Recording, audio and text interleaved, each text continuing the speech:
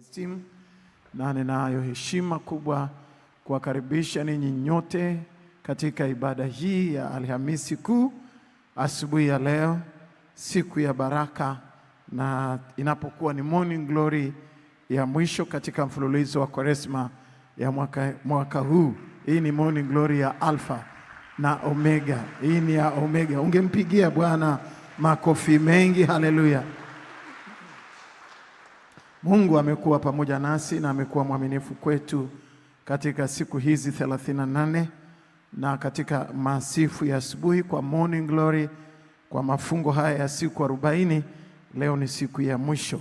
Hii ni neema ya ajabu wewe kuwepo nyumbani mwa Bwana asubuhi ya leo. Watu wa Omega wangempigia tena Bwana makofi ya Omega ya shukrani. Haleluya. Mada inayotuongoza katika Kwaresma yote ni kutoka misimu mpaka kusudi. Kutoka misimu mpaka kusudi, from seasons to reason.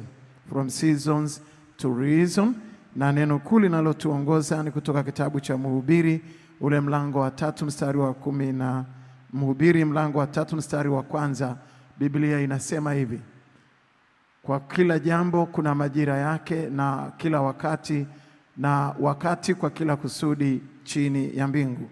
Lakini katika kitabu cha Matendo ya Mitume ule mlango wa 3 mstari wa 19, Biblia inasema, tubuni basi mrejee, ili dhambi zenu zifutwe, zipate kuja nyakati za kuburudishwa kwa kuwapo kwake Bwana.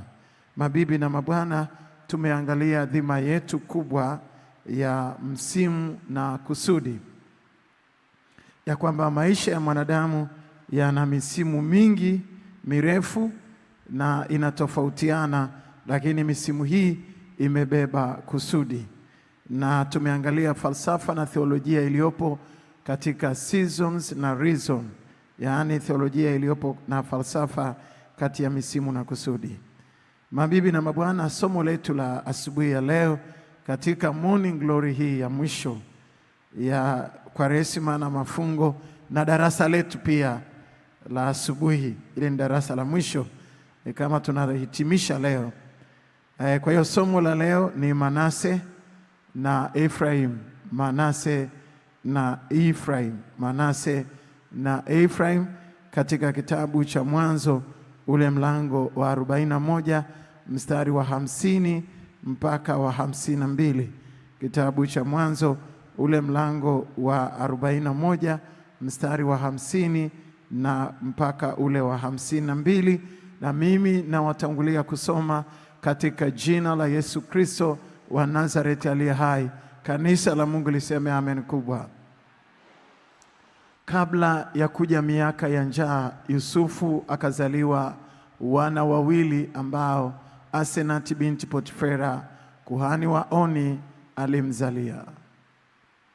Yusufu akamuita jina lake yule aliyezaliwa kwanza Manase, maana alisema, Mungu amenisaulisha taabu zangu zote na nyumba yote ya baba yangu. Nitarudia tena. Yusufu akamuita jina lake yule aliyezaliwa kwanza Manase, maana alisema, Mungu amenisahaulisha taabu zangu zote. Mungu amenisahaulisha taabu zangu zote na taabu za nyumba yote ya baba yangu. Mstari wa 52. Na wa pili akamuita jina lake Ephraim. Wa pili akamuita jina lake Ephraim, maana yake alisema, Mungu amenipa uzazi katika nchi ya mateso yangu. Mungu amenipa uzazi katika nchi ya mateso yangu. Amen. Na hili ndio neno la Mungu. Na tutulie tuombe. Mungu Mwenyezi, Baba, katika jina la Yesu Kristo Mwokozi Mfalme, na lihimidiwe na kubarikiwa jina lako. Katikati ya miungu hakuna Mungu aliyekuwa mfano wako. Wewe ni Mungu okoaye, na njia za kutoka mautini zina wewe peke yako. Uhimidiwe kwa ajili ya watoto wako walioko hapa, na mamia na maelfu ya wengi wanaoabudu nasi masafa ya mbali, mahali duniani kote. Wabariki watu wako Baba. Ulitume neno lako, nalo halitakurudia bure, lakini litatimiza na makusudi yake. Useme nasi, useme na kanisa lako waziwazi, wala usinyamaze. Wewe ni Mungu, katikati ya miungu hakuna Mungu aliye kwa mfano wako. Sema nasi kwa lugha ya nyumbani kwetu. Uhimidiwe, maana hautanyamaza. Kwa jina la Baba na Mwana na Roho Mtakatifu, amen. Wapendwa mabibi na mabwana, tuna mada yetu kutoka misimu mpaka kusudi, from season to reason, na tunapohitimisha hapa asubuhi hii ya mwisho ya Kwaresma hii, na katika darasa hili tuna somo letu linalosema Manase na Efraim. Manase na Efraim, Manase na Efraim. Na haya ni majina ya watoto wawili ambao Mungu alimjalia Yusufu. Na Mungu alimjalia hawa watoto wawili akawaita majina. Wa kwanza akamuita Manase na wa pili akamuita Efraim. Na ninataka uelewe vizuri sana asubuhi ya leo tunapohitimisha katika darasa hili la asubuhi ambalo tumetembea nalo takribani katika siku hizi 38. Na kwa sababu ya muda wangu ninaomba niende haraka kwenye hoja za kitheolojia na kifalsafa kwa ajili ya maudhui na muktadha wa neno ambalo tumesoma asubuhi ya leo. Kwanza, hoja ya kwanza, kubali kutoka kwenye msimu na uende kwenye kusudi. Kwanza, hoja ya kwanza, kubali kutoka kwenye msimu na uende kwenye kusudi. Lazima ukubali kwa namna yoyote ile. Umepitia misimu mbalimbali yenye maumivu, yenye majeraha, ni lazima ufike mahali uaccept, ukubali. Kama hautakubali itakuwa ni vigumu kwako sana kufikia kwenye kusudi lile ambalo tumezungumza hapa takribani kwa siku 40. Lazima ukubali. Yusufu alipitia misimu mibaya 11 ya mateso katika maisha yake. Yusufu alipitia maisha ya mateso ya misimu 11 mfululizo. Msimu huu mbaya ukitoka unakuja mwingine, ukitoka unakuja mwingine, mpaka zikafika misimu 11. Mimi sijaelewa hapo ulipo unaposema unapitia msimu mbaya, ni misimu mingapi imepita ya mfululizo, non-stop in English, bila kupumzika, 11 ya mfululizo. Lakini katika misimu hii yote 11 Mungu alimpa neema ya kusahau mateso. Alipopata watoto wawili, akampata Manase, akampata na Efraim, akamuita Manase akisema Mungu amenisahaulisha taabu zangu zote. Lazima anakubali kutoka. Pili, anasema nimepata mtoto wa pili anaitwa Efraim na Mungu ananipa kuzaa sana katika nchi ya mateso yangu. Hasa nataka niangalie machache hapa kwa haraka sana asubuhi ya leo. Kwanza, alipita misimu 11. Msimu wa kwanza ulikuwa ni wa kufiwa na mama yake akiwa mdogo sana. Alimpoteza mama, hakupata ile motherhood, ile mother care, hakupata na mikono ya huruma ya mama. Kwa hiyo katika maisha yake haya hakuweza kupata nafasi ya kumuita mama, kwa sababu mama alifariki akiwa mdogo sana wakati mdogo wake anazaliwa anaitwa Benjamin. Pili, msimu wa kupendwa na baba na ukamletea wivu kwa ndugu zake. Huu ni msimu ambao ulikuwa ni msimu wa vita, msimu wa wivu. Kwa upande mmoja baba anampenda, lakini upande wa pili ndugu zake wana jealous, wana wivu, wana hasira, wana uchungu kwa ajili yake. Na Biblia inasema hawakuwahi kusema naye neno lolote zuri. Yaani hawakuwahi kusema naye vizuri hata siku moja. Ulikuwa ni msimu wa pili. Msimu wa tatu ulikuwa ni msimu wa chuki na kuuzwa na ndugu zake. Fululizo, msimu wa chuki na kuuzwa na ndugu zake. Na hapa unaweza ukaangalia reflection yetu, ukaangalia kuona hiyo msimu wa kufiwa na mama yake akiwa mdogo mno. Anaangalia maiti ya mama yake, anaaga maiti ya mama. Mama amekufa, huyu ni Raheli, anakufa akiwa bado mtoto wake anamhitaji na anamwachia ulimwengu, anamwacha kwenye mikono ya hawa magaidi waliokuja kumpiga bei baadaye. Msimu wa kupendwa na baba yake, akamshonea mavazi ya rangi nyingi, mavazi ya thamani, lakini ukamletea wivu kwa ndugu zake. Msimu wa tatu ni msimu wa chuki, wa kuuzwa na ndugu zake, anapigwa bei, anauzwa kwa Waarabu. Na ninataka niseme hii ni misimu ya mfululizo. Msimu wa 4 ulikuwa ni msimu wa kutembea uchi mpaka Misri. Walimvua nguo na wakamtoa akatembea uchi mpaka Misri. Msimu wa 5 ulikuwa ni msimu wa kuwekwa sokoni, naam, soko la watumwa, na kuuzwa mara ya pili na kununuliwa na Potifa. Ilikuwa ni mnada kabisa. Mara ya kwanza 50,000 mpaka mnada wa ulipomwangukia Potifa, yule aliyeweka bili kubwa, fedha nyingi, akamchukua. Alikuwa sokoni anauzwa. Na ni msimu wa 5. Msimu wa 6 ulikuwa ni msimu wa kuwa mtumwa nyumbani kwa Potifa. Kuwa mtumwa nyumbani kwa Potifa, anafanya kazi si kwa ajili ya mshahara, anafanya kazi kama mtumwa. Lakini msimu wa 7 ulikuwa ni msimu wa kusumbuliwa na kushambuliwa kihisia na roho la Yezebeli ndani ya mke wa Potifa. Mke wa Potifa alimtaka kimahaba, alimtaka Yusufu, alikuwa anasumbuliwa na roho la Yezebeli.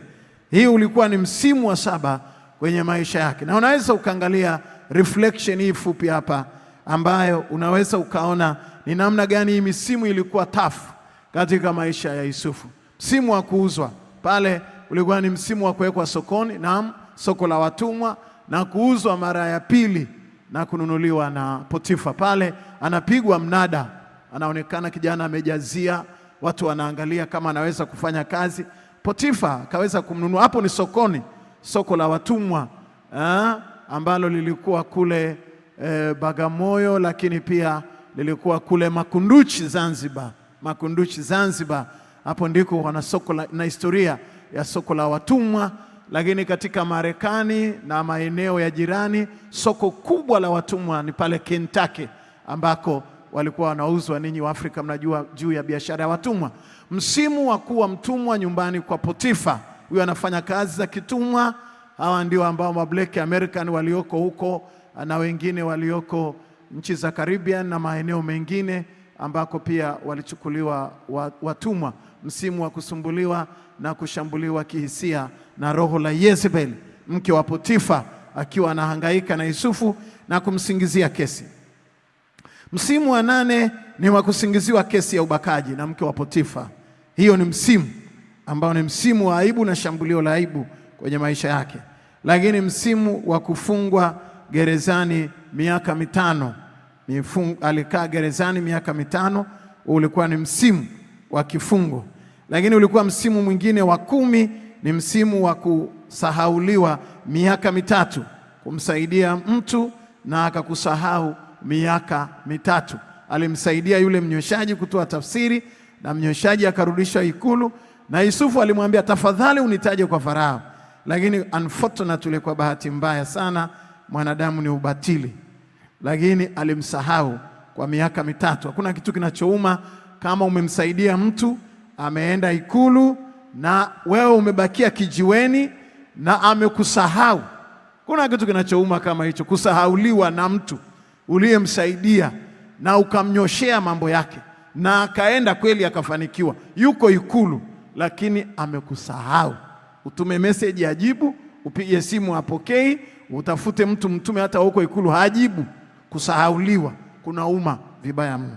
Lakini msimu wa 11 ni msimu wa kukataa sonona ya misimu ya kusimama mbele ya Farao na kutafsiri ndoto. Msimu wa kukataa sonona, kukataa sonona ya misimu na kusimama mbele ya Farao na kutafsiri ndoto. Ilikuwa ni jumla ya misimu mibaya ya mateso 11.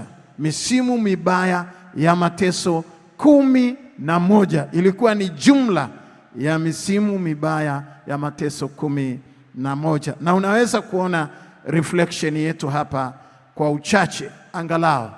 Msimu wa kufungwa gerezani miaka 5, msimu wa kusahauliwa kabisa msimu wa kusahauliwa, na akabakia gerezani miaka mitatu.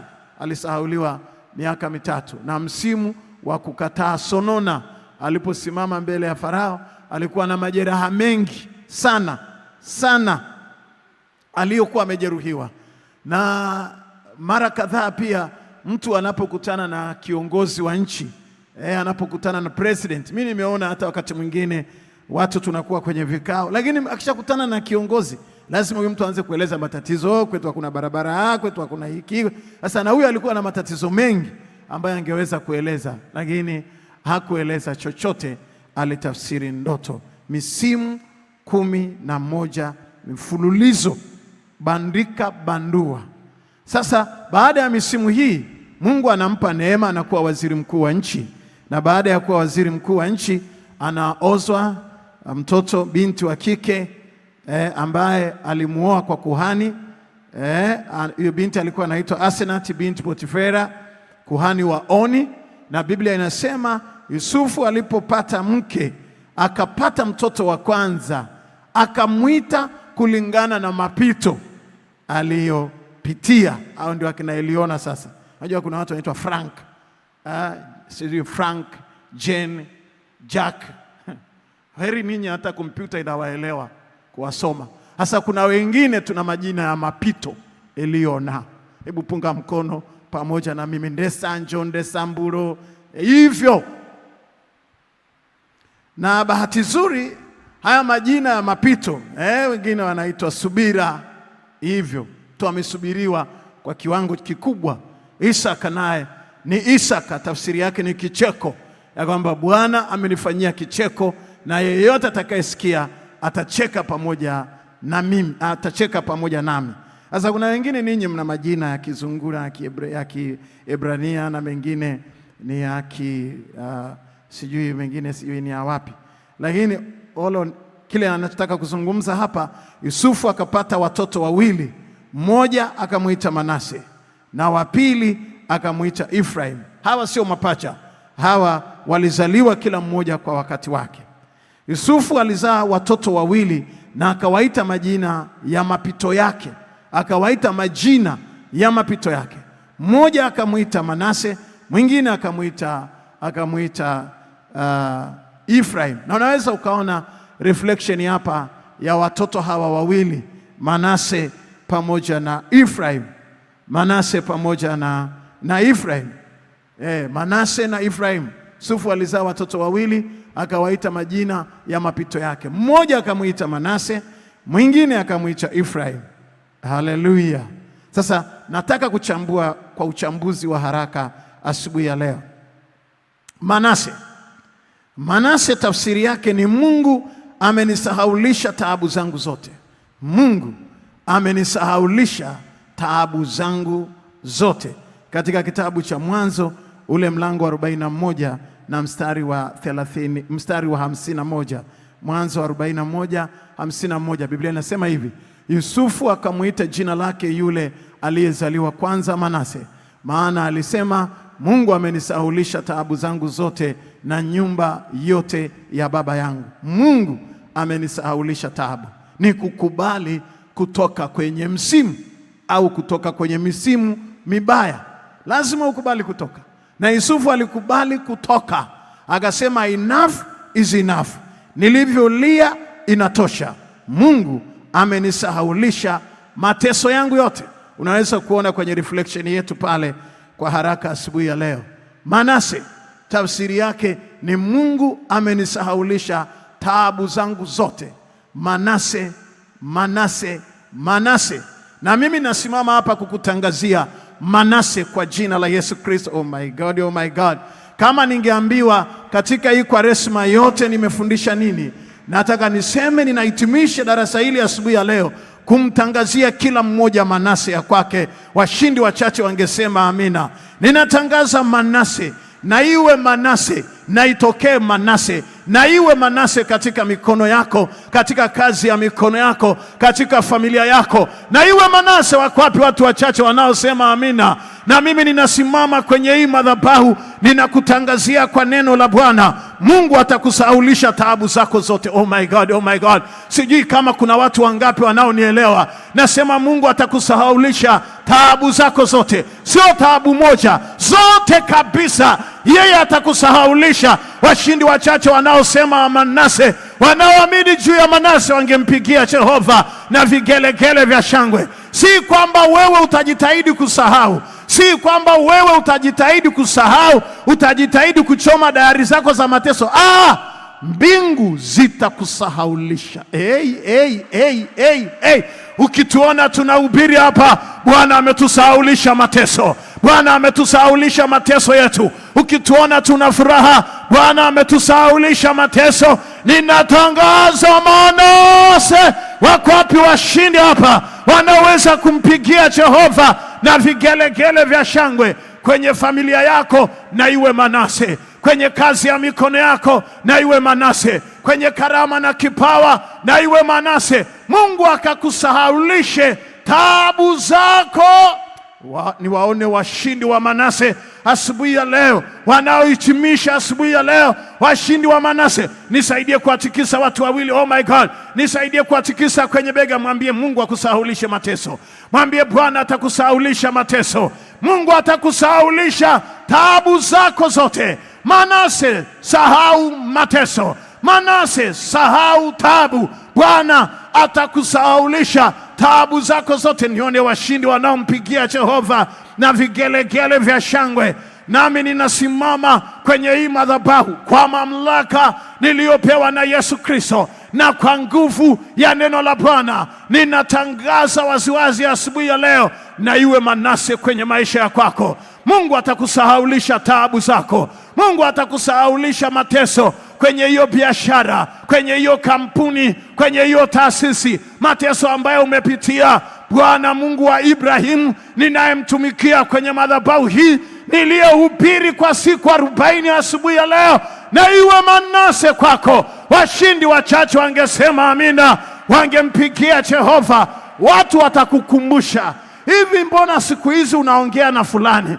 Hivi mbona siku hizi hauliagi tena? Hivi mbona siku hizi hauna tena sonona? Mbona siku hizi hautembei tena kwa huzuni? Utasaidia kumwambia ni Manase, Manase, Manase, Manase, Manase. Wengine watakuuliza, wewe ulikuwa unanukaga madeni kwenye vikoba, ulikuwa huwezi kufanya marejesho benki, ulikuwa huwezi kufanya marejesho. Ni nini kimetokea? Mwambie tumehitimisha kanisani na mchungaji Kimaro. Manase, Manase. Wako wapi watu wanaosema amina hapa? Pigie Jehova vigelegele. Bwana atakusahaulisha mateso.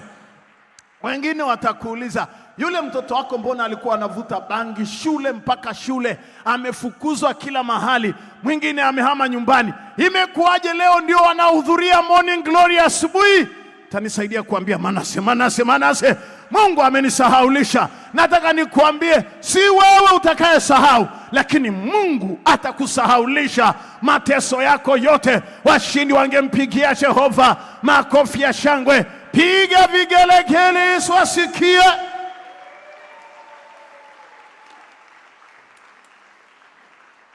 Haleluya. Ninasimama kwenye mimbari hii niliyohubiri, katika pulpiti hii niliyohubiri kwa siku hizi za Kwaresma, kila siku asubuhi kwa dakika 45. Ninasimama kwenye mimbari hii, ninakutangazia hivi leo ya kwamba kwa mamlaka ya jina la Yesu Kristo, matanga yako yamevunjwa.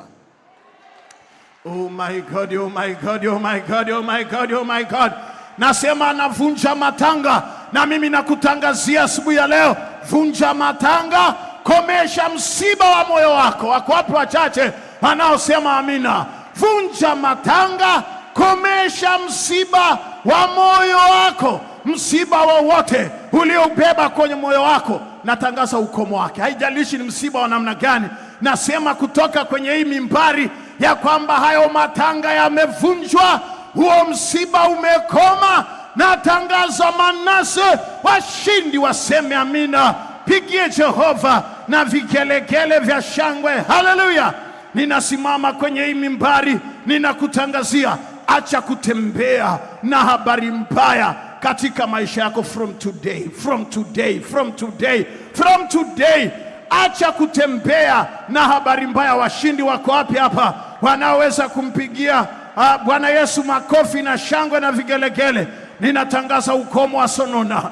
Ninatangaza ukomo wa sonona. Kama kuna sonona umetembea nayo, imeanza na leo inaisha. Expire date in the name of Jesus. Wako wapi watu wanaoelewa? Ninatangaza expire date. Kwa hiyo kwa mamlaka niliyopewa na Yesu Kristo na kwa nguvu ya neno la Mungu niliyohubiri hapa, ninatangaza wasiwasi tangu leo, na iwe Manase, na iwe Manase, na iwe Manase kwenye maisha yako, iwe Manase kwenye kazi ya mikono yako, iwe Manase kwenye biashara zako, iwe Manase kwenye karama na kipawa, na iwe Manase.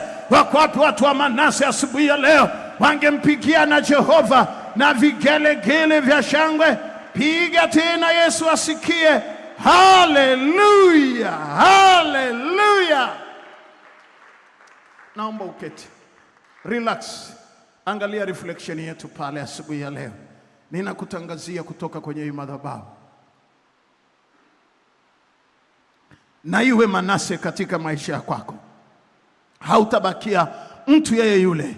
Unaweza ukaangalia reflection yetu asubuhi ya leo, hautabakia kama ulivyokuwa. You will never be the same again in the name of Jesus. Mateso yako sio ya daima. Yupo Manase kwa jina la Yesu Kristo. Washindi wachache wangempigia Bwana na makofi ya shangwe na vigelegele vya shangwe. Haleluya.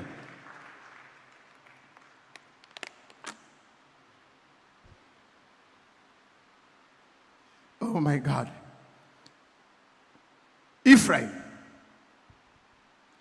Ephraim tafsiri yake ni Mungu amenipa uzazi katika nchi ya mateso yangu. Mtoto wa pili wa Yusufu aliitwa Ephraim. Tafsiri yake ni Mungu amenipa uzazi katika nchi ya mateso yangu. Mungu amenipa uzazi katika nchi ya mateso yangu. Katika kitabu cha Mwanzo ule mlango wa 41 mstari wa 52. Kitabu cha Mwanzo ule mlango wa 41 na mstari wa 52, Biblia inasema, na wa pili akamwita jina lake Ephraim, maana alisema, Mungu amenipa uzazi katika nchi ya mateso yangu. Mungu amenipa uzazi katika nchi ya mateso yangu. Naweza ukaona reflection ndogo hapa ya asubuhi ya leo. Kielelezo kifupi hapa. Ephraim tafsiri yake ni Mungu amenipa uzazi katika nchi ya mateso yangu. Kupewa uzazi si uzazi wa kuzaa peke yake. Yusufu alipewa uzazi wa kuzaa, kiwango cha kuilisha dunia kwa miaka 7 ya njaa. Ni uzazi wa kuzaa. Kuzaa, au tunapozungumzia uzazi katika nchi ya mateso, ni kuzaa sana. Naona kule nchi inazaa sana, that is Egypt. Hiyo ni Misri. Kila kitu kinazaa sana. Ng'ombe wanazaa sana, kazi ya mikono yake inazaa sana, kila mahali panazaa sana. Na alizaa sio kwa kulisha familia. Kuna watu hapa hawana uzalishaji wa kutosha kulisha hausigeli na watoto wawili na paka. Mama Mari. Yaani watu wana uzalishaji wa kulisha dunia yenye njaa miaka 7. They have that power. Nguvu ya uzalishaji, nguvu ya kuzalisha,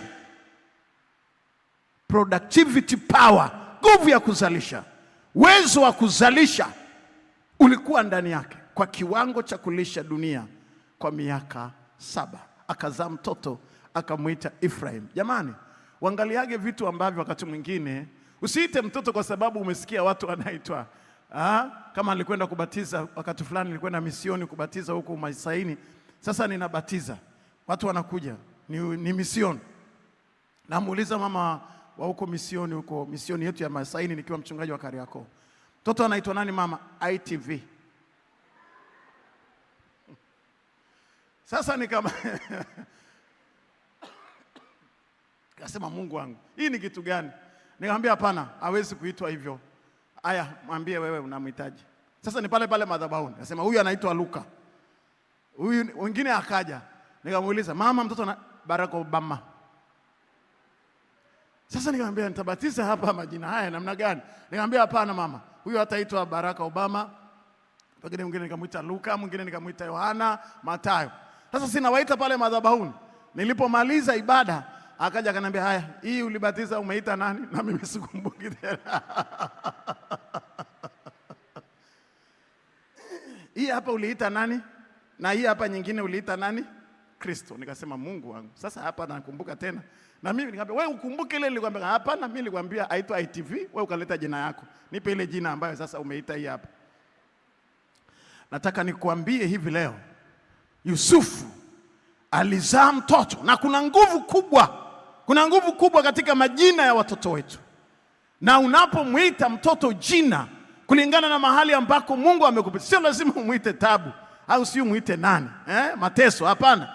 Lakini kuna majina ambayo ni ya kinabii kwenye maisha ya kwako. Usite tu mtoto majina kwa sababu umesoma kwenye internet. Na wengine siku hizi mna Google. Kuna hata wengine wanakuja kubatiza hapa, na mwambiaga mchungaji Kuru asoma na jina la baba yake na ukoo wake. Maana yake majina yenyewe ya Google ni ya Kiebrania, sijui nani Kiviti. Yaani sasa unajiuliza hii kitu gani? Wewe lewi hata namna ya kutamka. Lakini nataka nikwambie, Ephraim, Manase, Mungu amenisahaulisha taabu zangu zote. Manase, sahau mateso.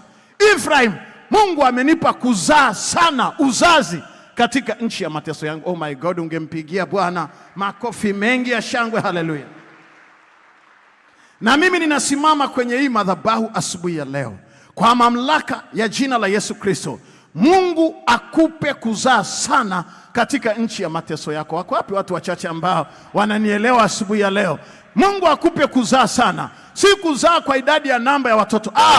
Productivity, uzalishaji wa kiwango kikubwa. Na mimi ninatangaza hivi leo, Mungu akupe kuzaa sana katika nchi ya mateso yako. Wako wapi watu wanaosema amina?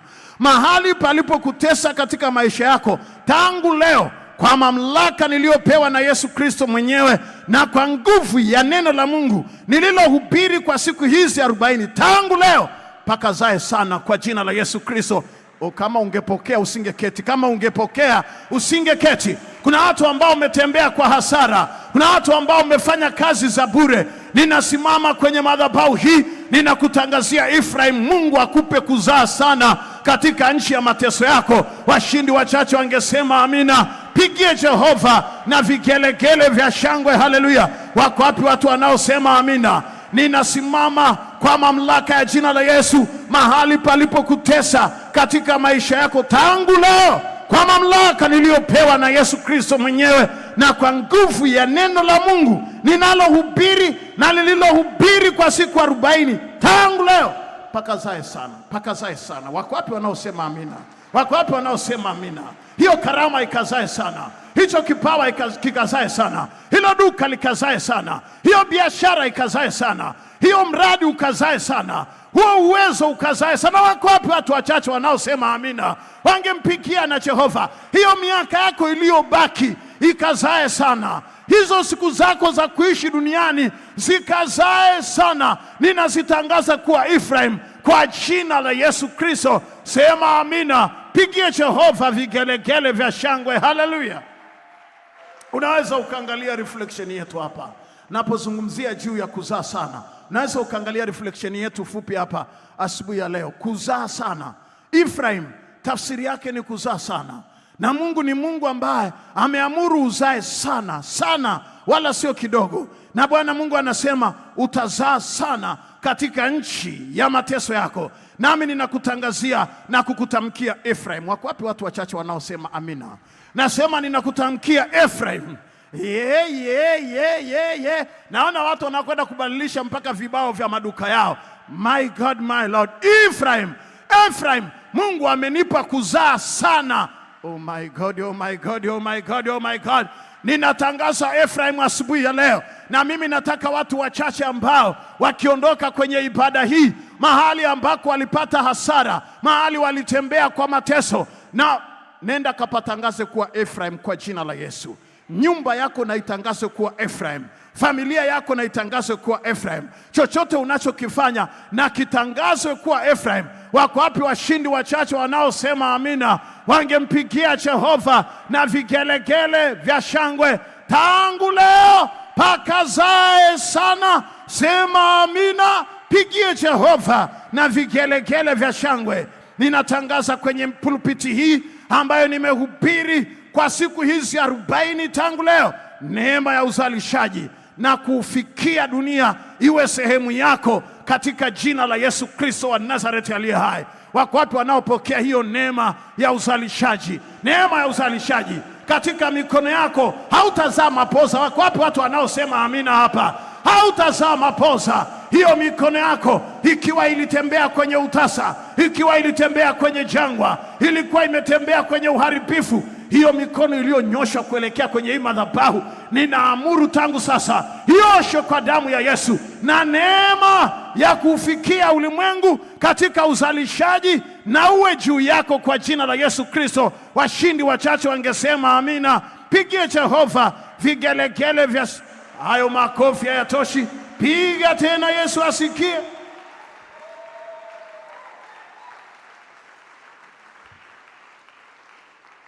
Haleluya, haleluya. Ninatangaza ukomo wa mateso katika nchi unayoikaa. Kuna watu ambao ninawatumikia, ni zaidi ya mataifa 180 duniani kote, na kila nchi ina mateso yake na taabu yake, na kuna watu wachache ambao kimsingi wanataabika. Ninavyozungumza hapa, wako katika nchi ambayo inawataabisha, uchumi wao unataabisha, maisha yao yanataabika. Mimi siyajua unasikia ukiwa katika nchi gani, lakini katika nchi ninazozihudumia na nilizohudumia kwenye madhabahu hii ni zaidi ya mataifa 180 duniani kote, nchi zenye bendera zao, na hizo nchi zimebeba mateso yao tofauti tofauti, na Marekani ikiwepo. Na mimi ninasimama kwenye hii madhabahu na kwenye pulpiti hii ambayo nimehubiri, natangaza ukomo wa mateso katika nchi unayoikaa. Wako wapi watu wachache wanaosema amina? Oh my God, hiyo nchi unayoikaa tangu leo itaanza kuzaa sana. Wako wapi watu wanaonielewa? Hebu nirejeshe ile reflection pale ya yule mtu anayeonekana katika nchi akiwa amezaa sana. Na mimi ninasimama kwenye hii madhabahu, ninatangaza ukazae sana katika nchi ambayo Mungu amekutuma. Naam, ukazae namna ile. Wako wapi wanaosema amina? Na ukazae sana katika nchi unayokaa, utazaa sana. Ninatangaza Efraimu, washindi wachache waseme amina. Pigie Jehova na vigelegele vya shangwe. Na iwe Efraimu, na iwe Efraimu, na iwe Efraimu, upewe kuzaa sana katika nchi ya mateso yako. Oh my God, oh my God, oh my God. Upewe kuzaa sana katika nchi ya mateso yako. Ikiwa kuna sera za nchi zimekutesa, ikiwa kuna jiografia ya nchi imekutesa, ikiwa kuna ubaguzi katika nchi umekutesa, ikiwa kuna kunyang'anywa haki ambako kumekutesa, tangu sasa ninatangaza upewe kuzaa sana katika nchi ya mateso yako. Upewe kuzaa sana. Haijalishi ulipewaga makesi gani, haijalishi ulitengenezewa udhalimu wa namna gani, lakini nataka nikwambie upewe kuzaa sana katika nchi ya mateso yako. Na mimi ni mchungaji, ninabaki kwenye hii mimbari, maana nitakuja kuvibariki vile ambavyo Mungu atavizalisha kwenye mikono yako. Wanaosema amina wampigie Jehova na vigelegele vya shangwe. I will be there. Wako wapi watu wanaosema amini? Nasema nitakuwa pale kwa jina la Yesu. Nitakuwa pale kwenye nchi, mahali ambako Mungu atakubariki, nitakuwa hapo. Wako wapi watu wachache wanaosema amina? Wanaosema mchungaji, na kusubiri kwenye saiti yangu na kuhakikishia nitakuja kwenye hiyo saiti yako. Wako wapi watu wanaosema amina? Pigie Jehova na vigelegele vya shangwe. Piga, Yesu asikie. Haleluya! Efraim, Efraim, Efraim, Mungu akupe kuzaa sana katika nchi ya mateso yako. Washindi wangesema amina, na ungempigia Jehova na vigelegele vya shangwe. Piga tena, Yesu asikie. Nina neno moja ninalokutangazia siku ya leo. Upewe kuzaa sana katika nchi ya mateso yako. Efraim, upewe kuzaa sana katika nchi ya mateso yako. Nimetamka kwa mamlaka ya kichungaji. Mungu amenipa mamlaka ya funguo. Akasema yoyote mnayoyafungua duniani yamefunguliwa na mbinguni, na yoyote mnayoyafunga duniani yamefungwa na mbinguni. Na mimi kwa mamlaka niliyopewa na Yesu Kristo mwenyewe na kwa nguvu ya neno la Mungu, kwa mamlaka ya funguo, ninakutangazia hivi leo upewe kuzaa sana katika nchi ya mateso yako. Washindi wachache waseme amina, wanaoamini waseme amina. Pigie Bwana makofi. Na imekuwa, na imekuwa, na imekuwa, na imekuwa. Kama vile ninavyotangaza ubatizo kwamba nakubatiza kwa jina la Baba na Mwana na Roho Mtakatifu, inakuwa daima. Kama vile ninavyotangaza ninaweka udongo kwenye kaburi hili kwa jina la Baba, Mwana na Roho Mtakatifu, ilikuwa mavumbi ukarudi mavumbi, kwa mamlaka ile ile nimetangaza kwa mamlaka hii upewe kuzaa sana katika nchi ya mateso yako. Washindi wachache wangesema amina. Pigie Jehova vikelekele. Hayo ni mamlaka ya kichungaji, na neno hilo halitanirudia bure na halitamrudia Mungu bure, na litatimiza makusudi katika maisha yenu. Washindi wachache wangesema amina. Pigie Jehova na vigelegele vya shangwe. Ephraim, pewe kuzaa sana. Life, kama ningeambiwa nimezungumza nini kwa siku 40, ningesema life is longer than a season. Life is longer than a season. Maisha maisha ni marefu kuliko msimu. That is life. Haya ndio maisha yangu, hii ndio njia yangu ya kwenda shule. Na huo ndio mwavuli wangu. Shuleni tukifika tumeshasoma barabarani. Hao watoto wako unakujaga nao pale, unawaamsha wamekula baga na wamekula sausage, wamelala full kwenye gari ya kiyoyozi cha shule na school bus. Pum pum pum school bus. Akifika hapo tena pum pum school bus, anaamshwa na kaka wa basi na dada wa basi, anapelekwa darasani. Sisi akifika darasani akili yake haijaamka. Sisi tulisomaga njiani kabla ya kufika darasani. Sio kama kuna watu ambao hebu tupigieni makofi wa Africa Origin. Wa Africa Origin. Yaani wa Africa Original. Hebu rudisha ile namba pale. Rudisha ile pale. Rudisha. Life is longer than a season. Maisha ni marefu kuliko msimu. Hawa waliopita hii njia leo ni hawa waliopaki magari huko nje. Oh my God, oh my God, oh my God, oh my God, oh my God, oh my God. Natangaza ya kwamba msimu ni mfupi sana na maisha ni marefu sana. Wako wapi watu wachache wanaonielewa hapa? Wangempigia Jehova na makofi mengi. Hebu rudisha ile picha. Nataka kujua ni wangapi. Na hii inavyoonekana Mbeya, Arusha, Kilimanjaro, Iringa, Mufindi, Muleba, Bukoba, maeneo yenye, na Lushoto, maeneo yenye ukungu. Unaangalia mbele hauoni. Na mwezi wenyewe ni masika kama unavyoiona. Life is longer than a season. Oh my God, oh my God. Nataka kuona mikono ya watu wachache. Wako wapi watu walishakwenda shule wakipita njia ya namna hiyo? Hebu nione mikono. Paka na Mr. Limo, tajiri mkubwa namna hiyo. Hebu nione watu.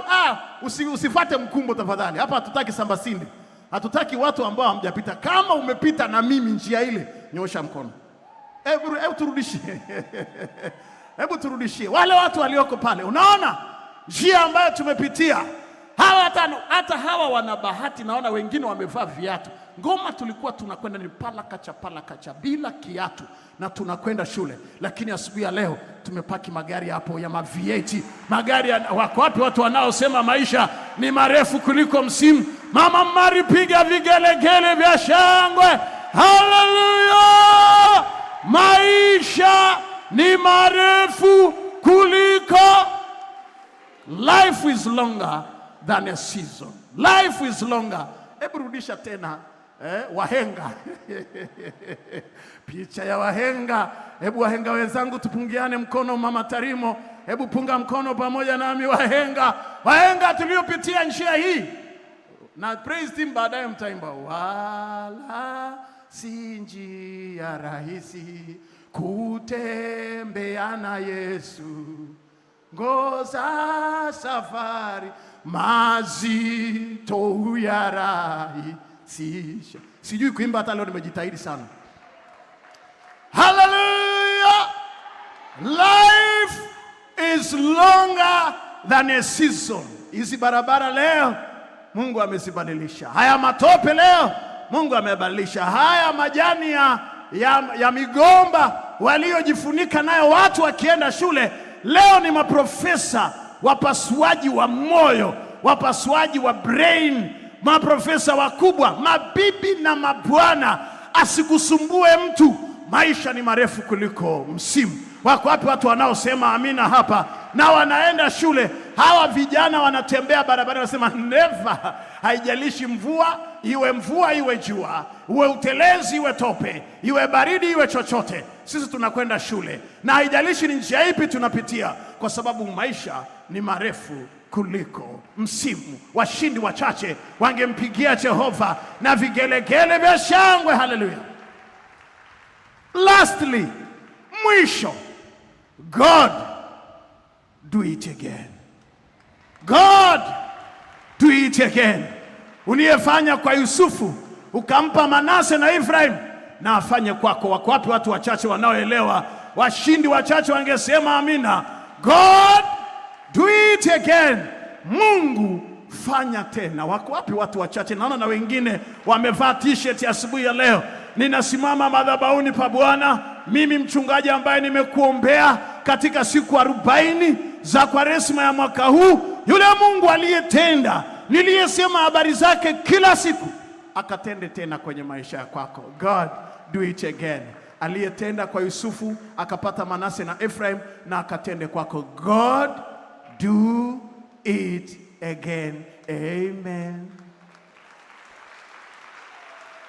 Hayo makofi hayatoshi, piga vigelegele vya shangwe. Hallelujah.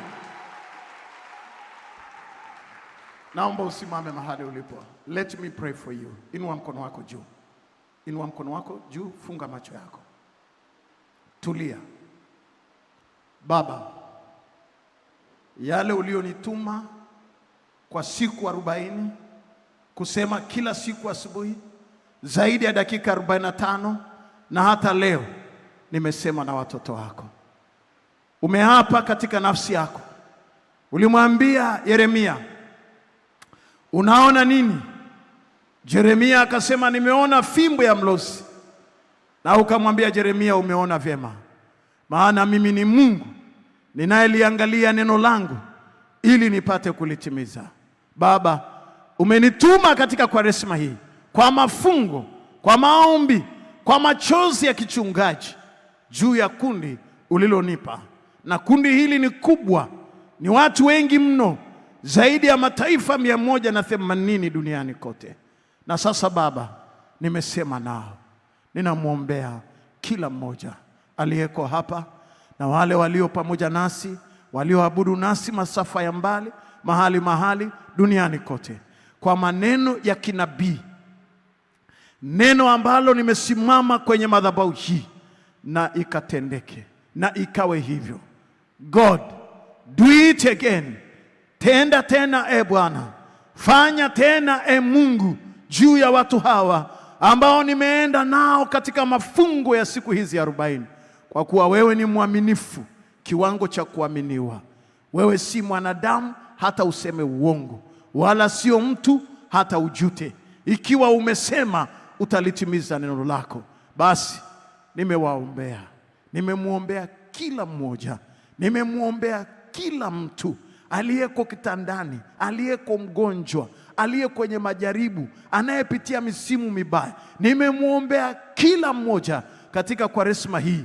Bwana, ukawatendee watoto wako kwa ukarimu. Usikie sala na dua na maombi na mafungo na dhabihu na sadaka na nadhiri ambazo watoto wako wametoa katika Kwaresma ya mwaka huu. Wabariki sasa na daima. Baba, ninaomba usikubali dhabihu na sadaka zetu tunazoleta madhabahuni pako. Mungu Mwenyezi, utubarikie sisi na sadaka zetu, na uzipokee kwako mbinguni, katika jina la Yesu, jina lipitalo kila majina. Wote tuseme amen. Na sasa inamisheni vichwa vyenu, pokeeni mbaraka wa Bwana ninyi nyote mnaomtegemea. na Bwana Mungu akubarikie na kukulinda. Bwana Mungu akuangazie nuru za uso wake, akufadhili, na Bwana akuinulie uso wake, akupe amani. Akubariki Mungu Mwenyezi, uingie hapo na utokapo, kwa jina la Mungu Baba na Mwana na Roho Mtakatifu. Washindi wote waseme amen. Pigie Bwana makofi ya shangwe, makofi ya Manase na makofi ya Efraim.